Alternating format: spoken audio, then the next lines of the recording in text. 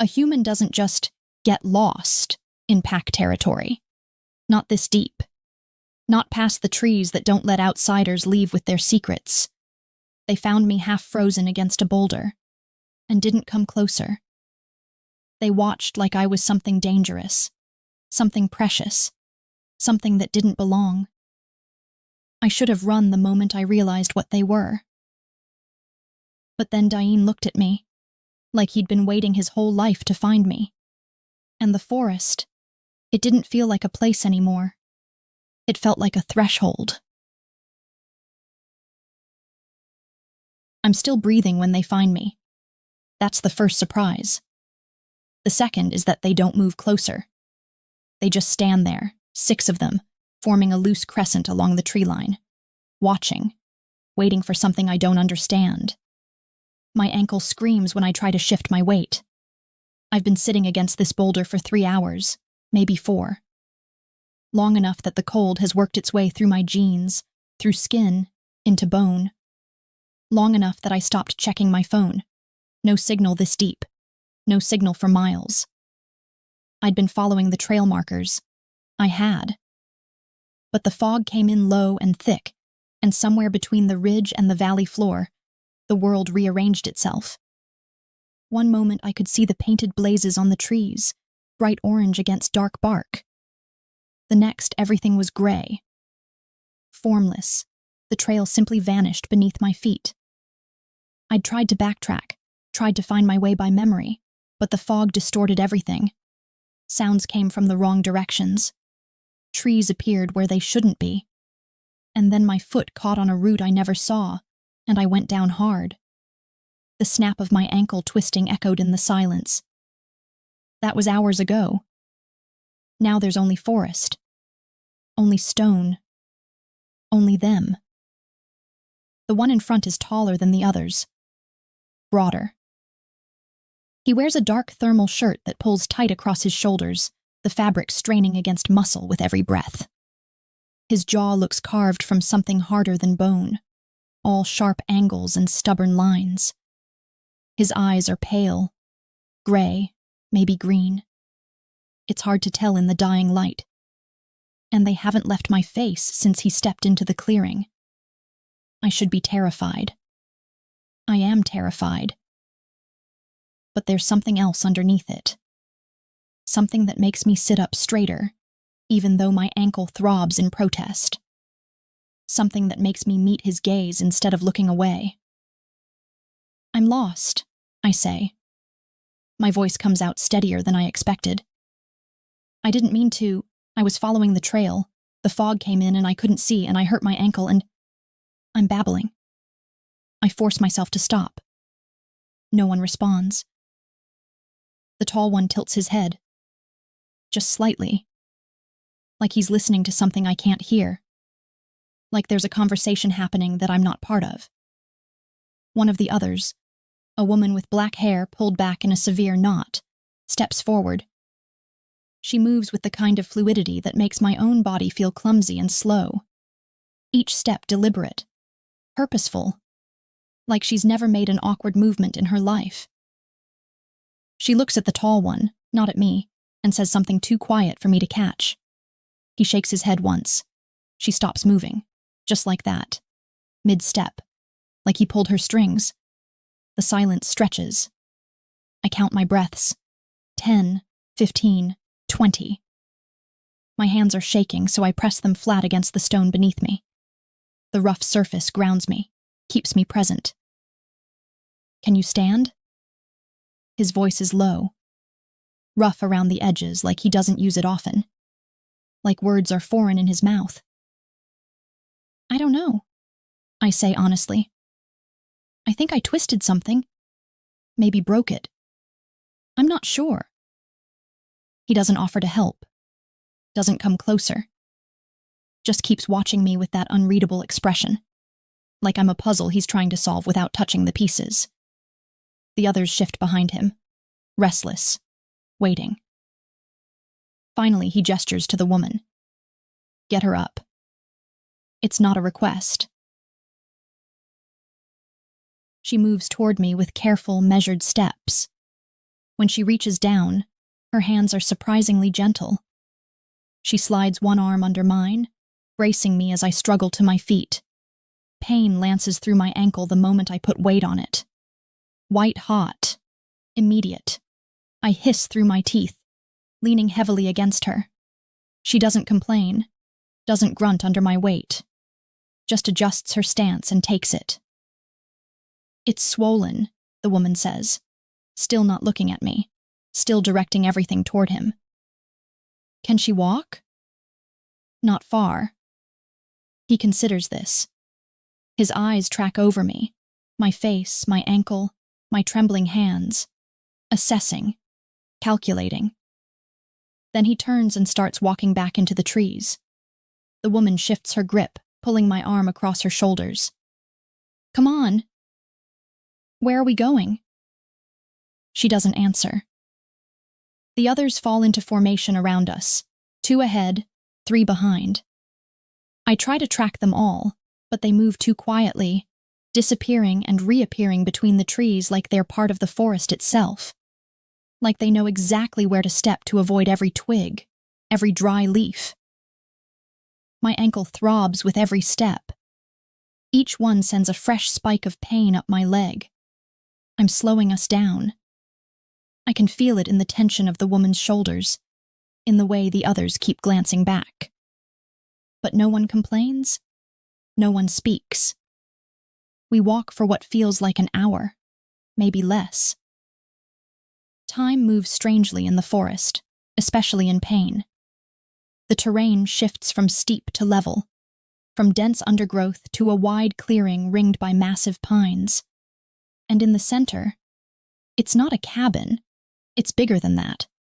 A sprawling structure made of dark wood and stone, built low and solid like it grew out of the earth. Multiple wings branch off from a central building, all connected by covered walkways. Smoke rises from a chimney somewhere in the back. There are no electric lights, just the glow of firelight through thick windows. No power lines, no satellite dish, nothing modern at all. The tall one stops at the entrance, turns, looks directly at me for the first time since we started walking. Up close, he's even more imposing. He must be 6'4", maybe taller. His presence fills the space. "You'll stay here tonight," he says. It's not an invitation. And then, his expression doesn't change. "We'll see." The woman, still supporting most of my weight, guides me inside.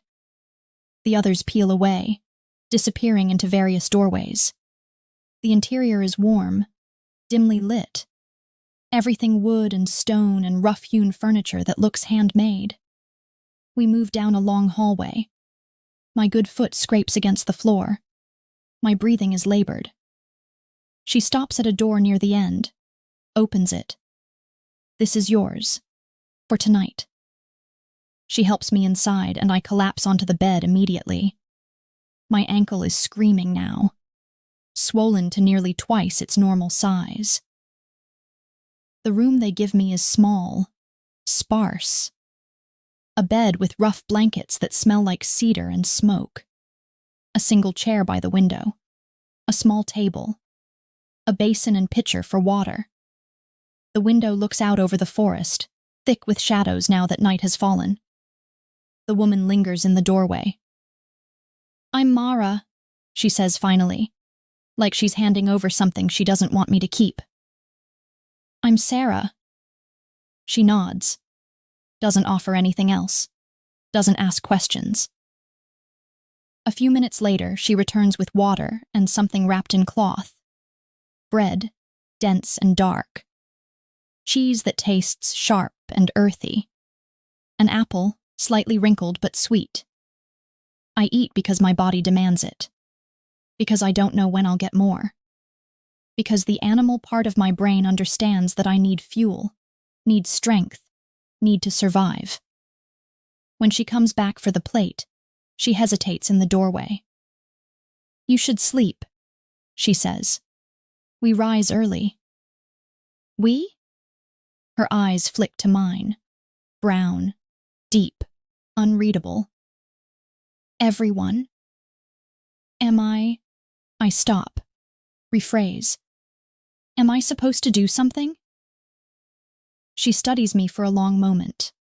Then she closes the door without answering.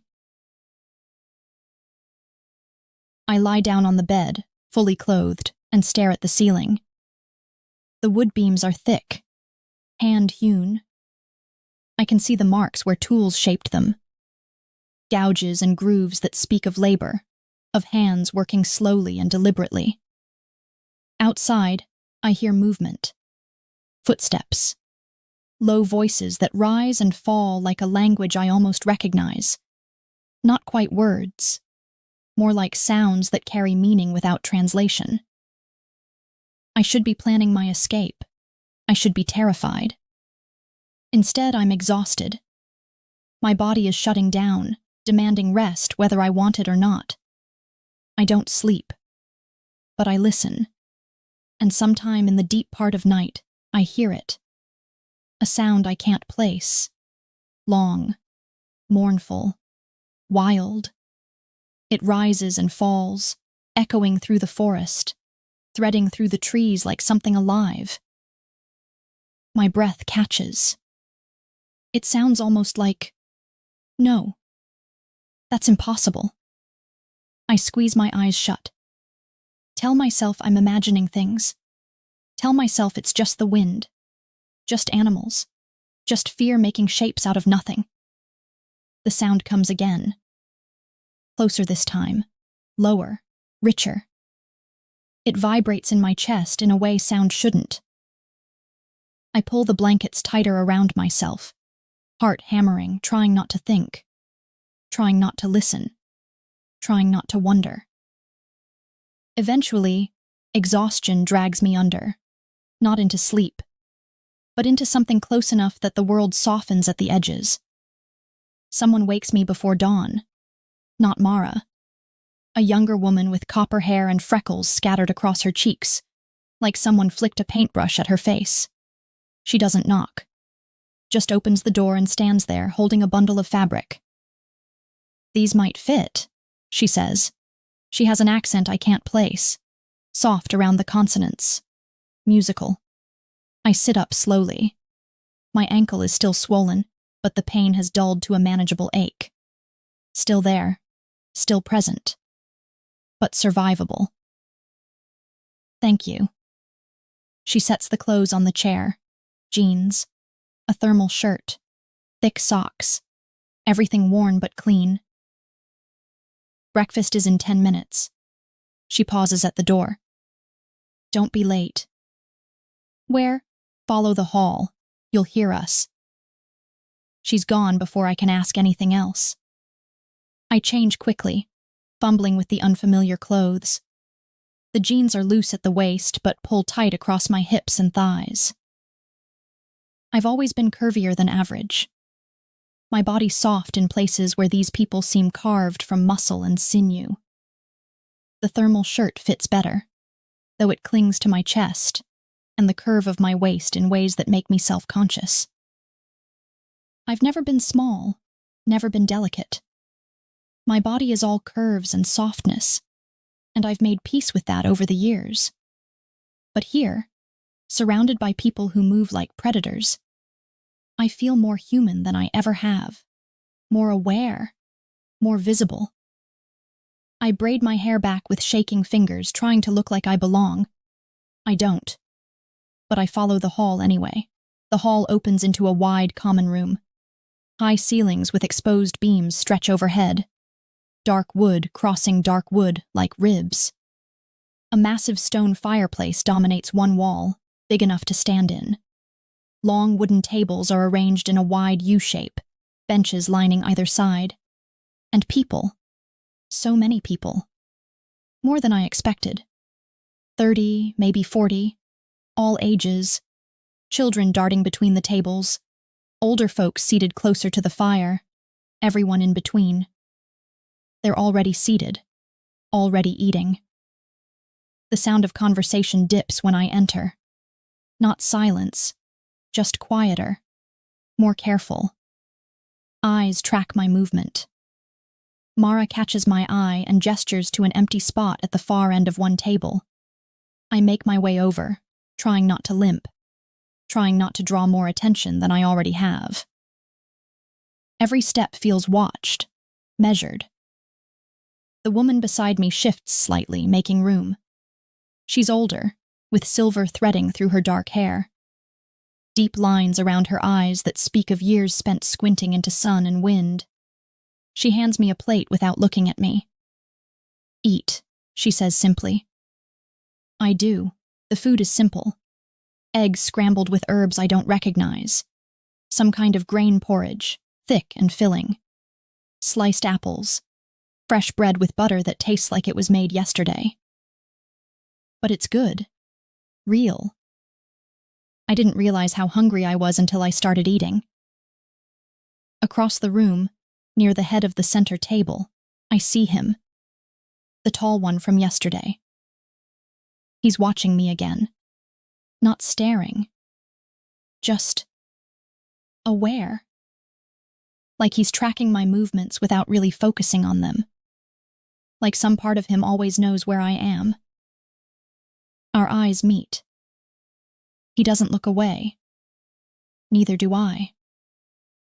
Something passes between us. A question, maybe. An acknowledgement. A challenge. I don't know.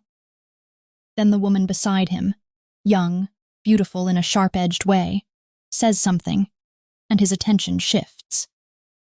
I force myself to keep eating. Around me, conversations flow. People laugh. Children squabble over the last piece of bread. An old man tells a story that makes everyone groan. It's normal. Utterly, completely normal. Except for the way everyone moves, the way they're all aware of each other, always, the way children defer to adults without being told, the way certain people command space without demanding it. There's a structure here, an order. I just don't understand it yet. After breakfast, people scatter. Some head outside. Others disappear down hallways I haven't explored yet. Children are herded toward what might be a classroom. Everyone has purpose. Direction. Mara finds me near the fireplace, where I'm standing awkwardly, unsure what to do with myself. "Your ankle," she says. "How is it?" "Better." She nods once. "Good. You'll need it." "For what?" "Work." I blink. "I thought, I'm leaving today, right? You'll show me back to the trail and I'll—" Her expression shifts. Something almost like sympathy. "That's not decided yet." "By who?" She doesn't answer. Just gestures for me to follow. We walk outside, into the cold morning air. My breath fogs in front of me. The clearing is bigger than I thought. There are other structures, smaller buildings, storage sheds, what looks like a workshop with smoke rising from a forge, a barn, chicken coops, garden plots, dormant now but clearly tended. And people, everywhere, moving with purpose, chopping wood, hauling water, tending to animals in a fenced area I can't quite see, repairing things, building things. It's a whole community, self-sufficient, hidden. "You'll work with the others," Mara says. "Learn what needs doing." I don't understand. Why would I? "Because you're here." She looks at me then, really looks. "And while you're here, you contribute. That's how this works. Everyone contributes. No one gets a free ride." It's not negotiable. She leads me to a woman sorting through vegetables near one of the smaller buildings. Root vegetables, mostly. Carrots caked in dirt. Potatoes in various sizes. Beets with their greens still attached. Turnips. Things I don't recognize. "She'll help," Mara says. Then she's gone. The woman, thin, wiry, with sharp features and sharper eyes, hands me a knife without preamble. "Peel," she says. "Don't waste." I take the knife. It's heavier than I expected. The blade worn from use, but still sharp. And I peel. Hours pass. My hands cramp. My fingers go numb from the cold and the repetitive motion. My back aches from bending over the work table. The muscles in my shoulders burn. I'm not used to this kind of labor. My office job never prepared me for anything more strenuous than typing and occasional trips to the filing cabinet. But I keep working. The woman doesn't talk much. Neither do the others who drift in and out. But they watch me. I feel their eyes when I reach for a new potato. When I pause to flex my fingers. When I wipe sweat from my forehead with the back of my hand, even though it's cold enough to see my breath. I'm being measured, tested. I don't know what they're looking for. Around midday, someone brings food, bread, hard cheese, water in a ceramic cup that's still warm from someone's hands.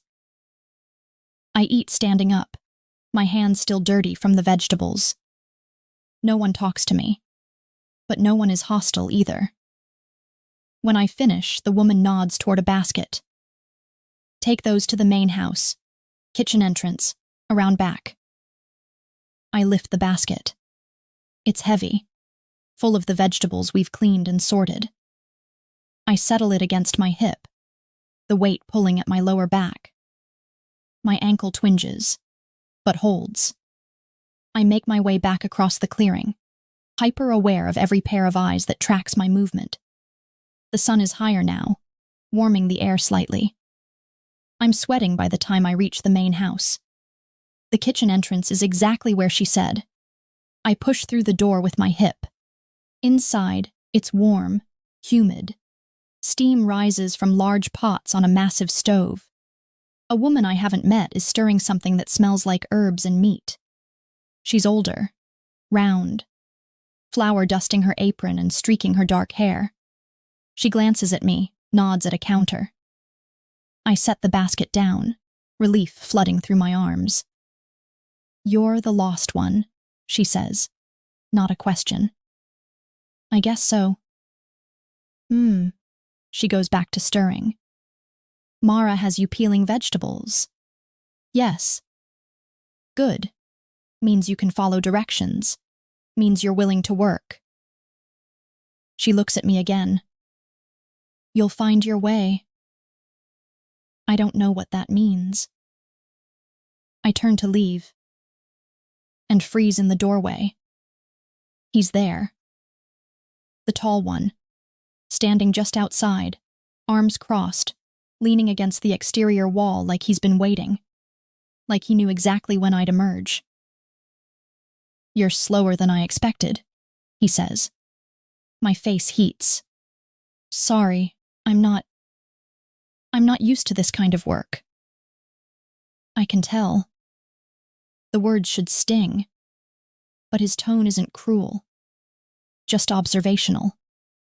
He pushes off the wall, moves closer. Not fast, not threatening, just closer. I have to tilt my head back to meet his eyes. He's even more imposing up close, taller than I realized, with shoulders that block out the sun. There's a scar along his jaw, faint and old, cutting through the stubble on his face. His hands are scarred too, knuckles rough, fingers long and blunt, calluses built up from years of hard work.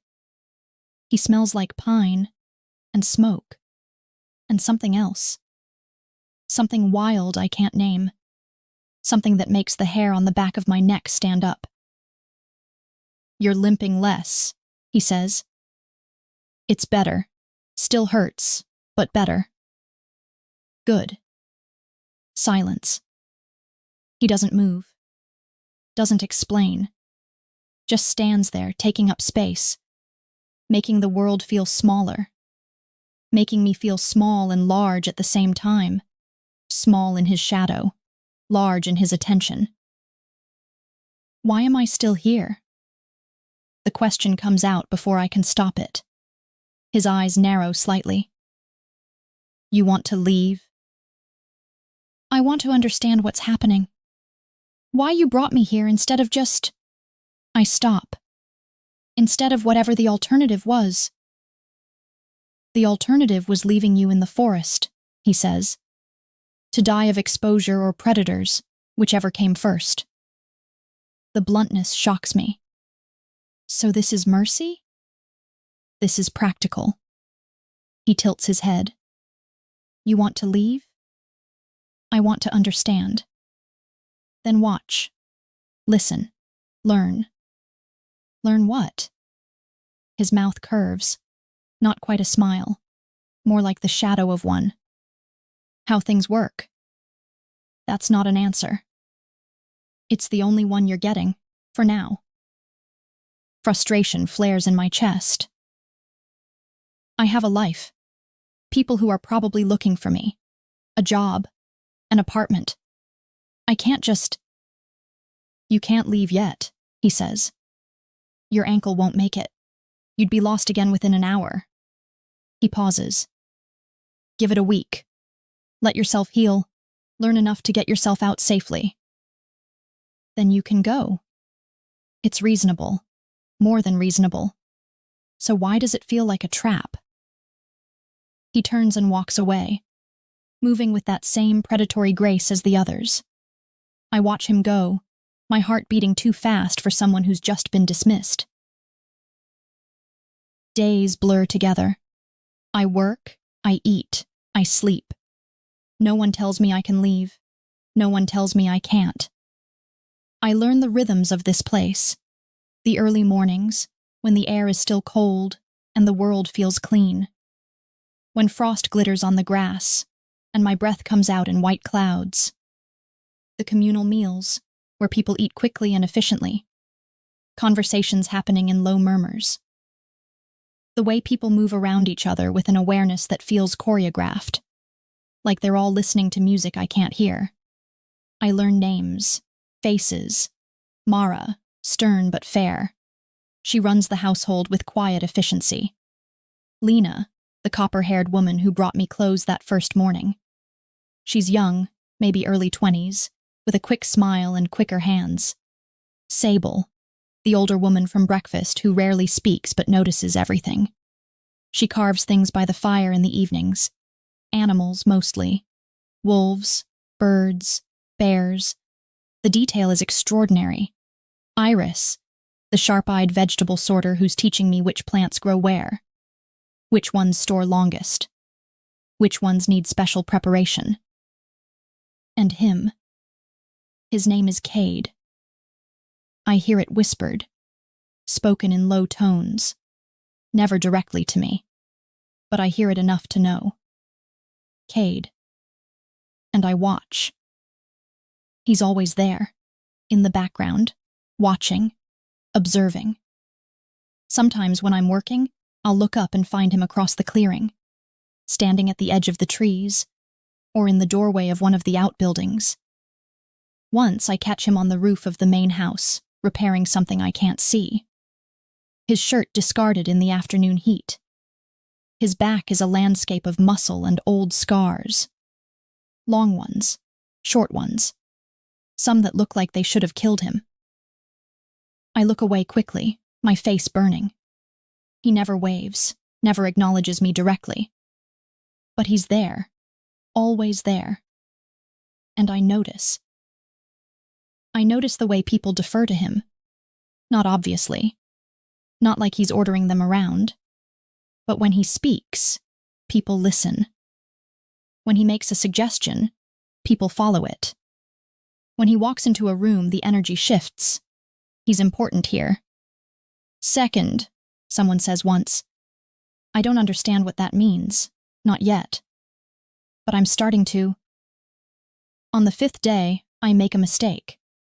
I'm carrying water from the well, 2 heavy buckets suspended from a wooden yoke across my shoulders, like I've seen the others do.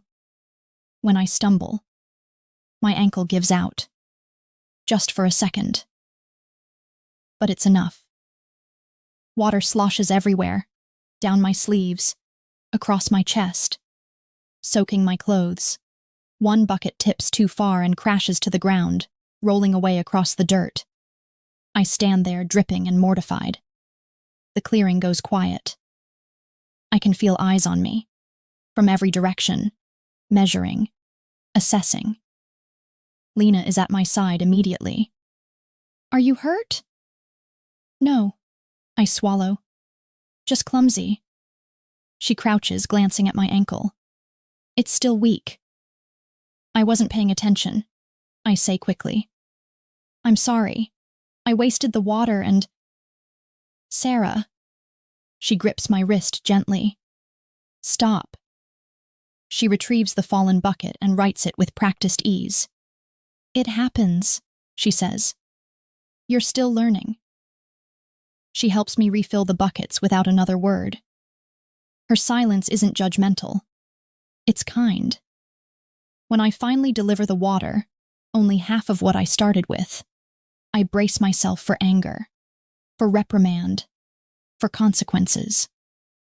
Instead, the woman who receives it just nods. "It happens," she says. "Your body needs time to remember how to carry weight. Give it time." That night, at dinner, Cade sits 3 seats away from me instead of across the room, close enough that I can feel him. Like heat, like pressure. Close enough that when I reach for bread, our hands almost touch. He doesn't look at me, but I feel him looking. Not openly, not possessively. Just aware. Like he's keeping track of me without meaning to. And for the first time since I arrived, I don't feel like a burden. I feel protected. On the 7th day, something shifts. I'm working in the garden plot, pulling up dead plants and breaking apart the soil, when Sable approaches. She rarely speaks, so when she does, people listen. "You're learning," she says. It's not a question. "Trying to." "Good." She crouches beside me, her movements still fluid despite her age. Her knees don't creak. Her balance doesn't falter. "This place," she says, letting soil run through her fingers. "It's not like out there. You understand that?" I'm starting to. "Are you?" She glances at me, sharp-eyed. "Because most outsiders don't last this long. They get uncomfortable, scared. They leave as soon as they can." "I don't have anywhere else to go," I say. "Not until my ankle is stronger." "Your ankle has been strong enough for 3 days now." I stop digging. Slowly, I look at her. She meets my gaze calmly. "So why are you still here?" she asks. The question lands harder than I expect. I open my mouth.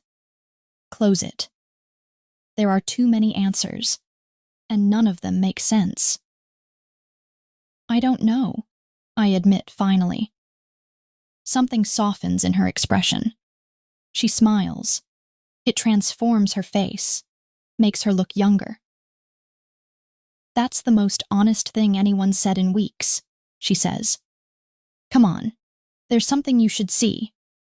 She stands and gestures toward the trees, the forest. I hesitate. "I won't let anything happen to you," she says quietly. "Trust me." I don't know why, but I do. We walk into the trees, not far, just far enough that the sounds of the settlement fade behind us. Birdsong dulls, wind shifts. The air feels heavier. She stops at a massive oak. Its trunk is wide enough that 3 people standing shoulder to shoulder couldn't wrap their arms around it. There are marks carved deep into the bark. 4 long gouges, parallel, too high, too precise. I reach out before I can stop myself. My fingers trace the edges, smooth, worn, claw marks. "We mark our territory," Sable says softly, "so others know. So we remember. So the boundaries are clear. Others? I ask. Other packs, other territories. She looks at the forest. The world is bigger than you think, and more dangerous. My heart is pounding now. What are you? I whisper. She's quiet for a long moment. Then she says, You already know. I do. I've known since the first night. Since the way they move. Since the howling. Since the wildness that hums beneath everything here. Werewolves, I say. The word feels unreal in my mouth, like something pulled from a story. But Sable only nods. We prefer shifters, she says. But yes. All of you. Everyone here. She gestures around us. This is our pack. Our home. My head spins. That's not possible, I say weakly. That's not real. And yet, she says calmly, here we are. I lean against the tree, breathing hard. Everything clicks. The hierarchy, the silence, the way people listen without speaking, the way Cade watches. Why tell me? I ask. Why not just let me leave without knowing? Because you weren't going to leave, she says gently. I don't answer. Cade claimed you the moment he brought you here instead of sending you away, she continues. That's a claim, whether you understand it or not. My heart stutters. What does that mean? It means he chose you. It means the pack allowed you to stay because he wanted you here. She pauses. It means you're standing at a threshold. I swallow. You can cross it, she says, or you can walk away. She turns back toward the settlement, but you need to choose. That night, I don't sleep. I lie on the bed, staring at the ceiling, replaying every word Sable said. The marks on the tree, the word claimed, the way Cade looks at me like I'm something he's already decided belongs to him. My ankle throbs faintly, a reminder that I'm still human, still breakable. Around midnight, I hear it. Howling, long, mournful. It rises from somewhere deep in the forest, echoing through the trees. My breath catches. Another answers it. Then another. Different voices, different tones, layered together in something that sounds almost like music. I swing my legs off the bed and move to the window. The clearing is empty. Every light is dark. Everyone is gone.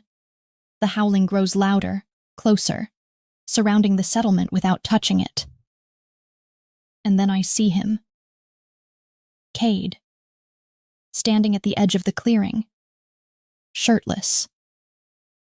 The moonlight paints his skin silver, every muscle sharply defined. His shoulders are tense, his posture coiled, like he's holding something back. He tilts his head, and he howls. The sound is nothing like I expect. It isn't monstrous. It isn't feral. It's powerful, deep, resonant. It vibrates through the glass, through my chest, through my bones. I press my palm to the window. My breath fogs the glass. He lowers his head slowly, turns, looks directly at my window. Even from this distance, I feel it. The weight of his gaze, the certainty of it. Like he knows I'm there. Like he wanted me to see. Then he's gone. The trees swallow him whole. The howling continues for hours. I don't move. I don't sleep. I just listen. And somewhere between fear and wonder, I realize something terrifying. I'm not afraid of him. I'm afraid of how right this feels. Morning comes softly, too softly, after the night before. Golden light spills through the window, touching the floor, the chair, the edge of the bed. Birds call from the trees, their songs bright and ordinary, like nothing impossible happened under the moon. I sit up slowly. My body feels different. Not changed, not stronger, just aware. Like something inside me has shifted position, settled into place. I dress quietly and open the door. The house is already awake. Voices drift through the hall. Footsteps. The faint smell of coffee and wood smoke. But when I step into the common room, the conversations dip. Not stop, just soften. People glance at me, then look away, then glance again. No one says anything. But I feel it. The watching. Lena appears at my side, holding a tray. She smiles like nothing is wrong. "Breakfast in your room today," she says gently. "I can eat with everyone." "You could," she agrees, "but you don't have to." She hands me the tray and squeezes my arm once, quick and reassuring. "Rest today, let things settle." "What things?" I ask. She only smiles. "You'll see." Mara doesn't give me work assignments. Instead, she asks if I want to walk. Just walk. We move through the clearing, past the sheds, toward the trees. My ankle holds easily now, steady and strong enough that I barely think about it. "Your body heals fast," she observes. "I've always been like that." She doesn't sound convinced. We stop at the edge of the forest. "This is as far as we go today," she says. "For now." "For now," I repeat. She studies me for a long moment. "You didn't run," she says finally. "No." "Most humans would have." "I know." "And you're still here." "Yes." Something like approval flickers across her face. "Good." That's all she says. By afternoon, the watching becomes obvious. Children pause when I pass. Adults track my movements with their eyes. Conversations stop when I draw close, then resume once I'm past. No hostility, no fear, just awareness. Like I've become relevant. I find Cade near the workshop just before sunset. He's working with his hands, shirt sleeves pushed up, forearms dusted with sawdust and oil. He doesn't look up when I approach. "I know you're there," he says. "I figured." He sets his tools down slowly and turns to face me. His eyes search my face. "You heard us last night?" It's not a question. "Yes." "And you stayed?" "Yes." Silence stretches between us. "You should be afraid," he says quietly. "I was." "And now?" I think about the sound of his howl, the way it felt in my chest. "I don't know," I admit. But I don't feel wrong. Something softens in his expression. "You don't have to decide anything yet," he says. "Not today." "I know." "But you will." "Yes." He steps closer, not touching, just close enough that I can feel his warmth. "The pack is watching," he says, "waiting to see what you do." "What happens if I leave?" "I take you to the road." "And if I stay?" His jaw tightens. Then everything changes. I meet his gaze. It already has. He exhales slowly. "Yes," he says. "It has." That night, the howling doesn't wake me. I sleep, deeply. For the first time since I entered the forest, I dream of running.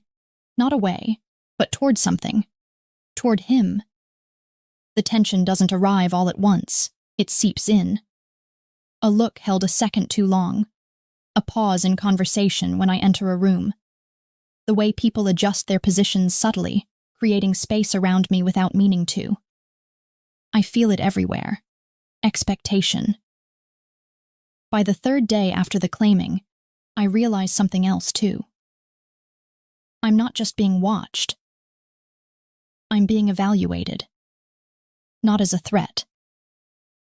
As a decision. I find Cade near the eastern boundary that afternoon, checking the markers along the tree line.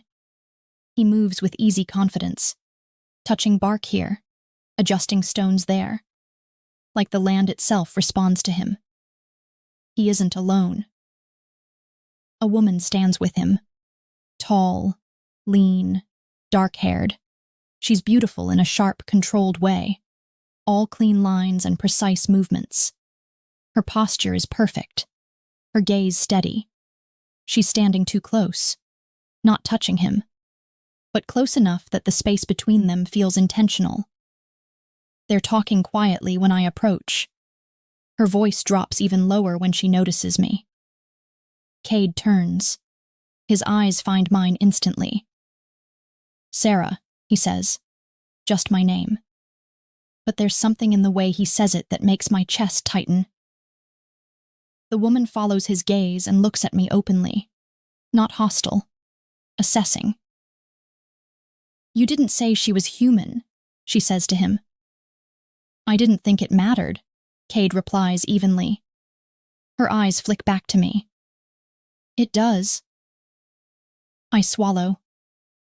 "I can come back later." "No," Cade says immediately. "You're fine." The woman's mouth curves into something that might be a smile. "I'm Alina," she says. "I oversee the outer patrols." "Sarah," she nods.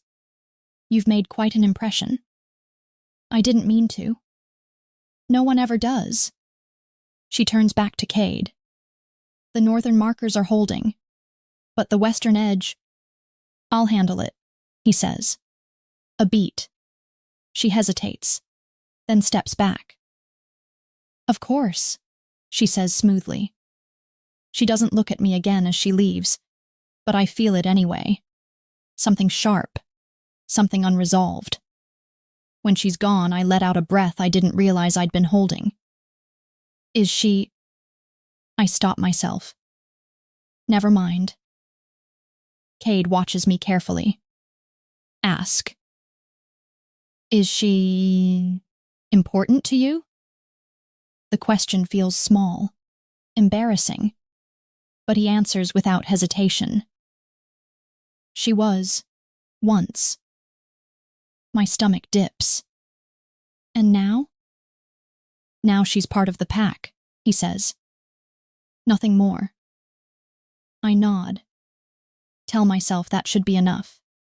Still.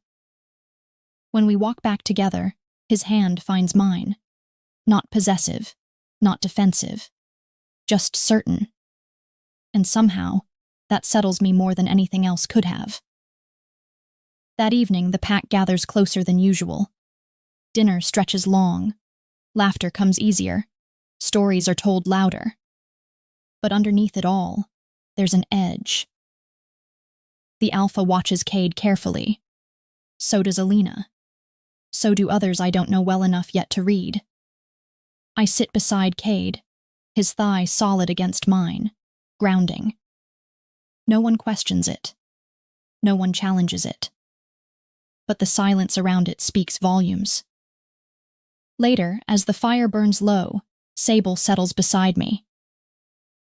"You felt it today," she says quietly. "Yes." "Good." She smiles faintly. "It means you're paying attention." "To what?" "To what it costs," she says, "and what it's worth." I look across the room at Cade. He's watching me too. Not like he's guarding something fragile, like he's waiting to see if I'll stand. I meet his gaze, hold it. And for the first time since I arrived here, I realize something with absolute clarity. This isn't about being claimed. It's about choosing to remain. That night, Cade comes to my door, He doesn't knock, just opens it and waits. "Walk with me," he says. We move into the forest under starlight, the ground familiar now beneath my feet. He doesn't lead. He matches my pace. "You don't have to stay," he says quietly. "Not because of me, not because of the pack." I know. "If you leave," he continues, "I'll let you go. No pursuit, no pressure." "And if I stay?" He stops walking, turns to face me fully. "Then I stand with you, no matter who questions it." The weight of that presses into my chest. "I don't feel trapped," I say. "Good." "I feel chosen." His hand comes up slowly, giving me time to pull away. I don't. "You are," he says. "Every day." I step closer, rest my forehead against his chest. Then softly, "So are you." His breath shudders out of him, and the forest seems to exhale with us. The forest feels different now, not quieter, more aware, like it's watching me back. In the days that follow, something subtle settles into place. Not acceptance, not exactly. More like acknowledgement. People stop pausing when I enter a space, not because they've forgotten I'm different, because they've decided it matters less. Work continues as usual. I'm given tasks without explanation, trusted to ask questions when I need to. Lena jokes with me openly now. Iris corrects me without sharpness. Even Alina nods once when we pass, her expression unreadable but no longer cold. I don't mistake it for friendship. But it isn't resistance either. It's coexistence. Cade never hovers, never intervenes unless I ask. That matters more than I expected it to. He trusts me to find my footing. I trust him not to pull me where I'm not ready to stand. One afternoon, Sable hands me a small carved object, smooth wood shaped into a simple knot. "For your room," she says. "It marks belonging." I turn it over in my hands. "I didn't earn this." She snorts softly. "You're still breathing, still choosing. That's earning enough." I hang it by the window that night. The forest looks back at me through the glass. I don't feel watched. I feel seen. That evening, Cade and I sit outside the main house, shoulder to shoulder on the low stone wall. The air smells like pine and cooling earth. "You're quiet," he says. "I'm thinking." "Dangerous." I smile. "I was thinking about how easy it would have been to leave." "Yes." "And how strange it is that I didn't." He turns slightly, studying me. "You stayed because you wanted to." "I stayed because something here didn't ask me to be smaller." His jaw tightens, just slightly. "That matters," he says. "It does." We sit in silence after that. Comfortable, shared. The moon rises slowly, silver through the trees. When his hand finds mine, it's not a question. It's an invitation. I take it. Later, when we walk back inside, the house is quiet. Not asleep. At rest. Cade stops outside my door. "Stay," he says. Not command, not expectation. Choice. I nod. Inside, the room feels different now. Less like shelter. More like space. He moves slowly, deliberately, as if every step is meant to give me time to change my mind. I don't. When he touches me, it's careful. Reverent. Like he's learning something precious instead of taking something claimed. I don't feel overwhelmed. I feel anchored. When I finally rest against him, his arms solid around me, the thought comes softly, without fear.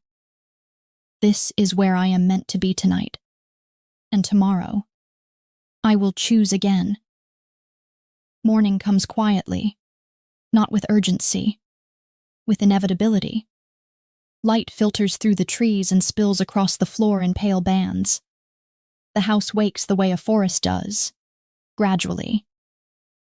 Footsteps, murmurs, the clink of metal somewhere deeper inside. Cade is already awake. I know this before I open my eyes. His breathing is different now, lighter, alert, like part of him never fully sleeps. You don't have to go yet, I murmur. I know. But he doesn't move. Neither do I. There's comfort in this stillness, in knowing nothing is required of me in this moment. No proving, no deciding, just existing. Eventually I sit up, stretch carefully. My ankle barely complains anymore. Healing. Cade watches me with something like satisfaction. You're stronger than you think, he says. I didn't feel strong when I fell. Strength isn't about standing, he replies. It's about what you do when you don't. That settles somewhere deep in my chest. Breakfast feels different too, not quieter, more ordinary. Children talk over one another. Someone laughs too loudly. A chair scrapes against the floor. Someone complains about the weather. I sit at the table without hesitation. No one stares. Mara slides a mug toward me without comment. Sable nods once. Lena grins. You snore. I do not. You absolutely do. Cade doesn't comment. Just drinks his coffee and watches the room like he always does. Steady, present, mine, without possession pressing down on me. I realize then what's changed. I'm not being evaluated anymore. I'm being included. Later, Mara sends me to help repair a fence on the western edge of the clearing. I go without question. The work is slow, methodical. The rhythm of it settles me. At one point, a young man, barely older than Lena, hesitates before speaking. You don't have to stay, he says, awkward. You know that, right? I consider him. I know. He nods, relieved. Good. Just wanted to be sure. I finish tightening the wire before answering. I stay because I choose to. He smiles then, wide, genuine. That's better. That night, the howling comes again, but this time, I don't flinch. I don't wonder. I step outside. The air vibrates with it. Voices layered and wild and alive. The sound doesn't feel threatening anymore. It feels like invitation.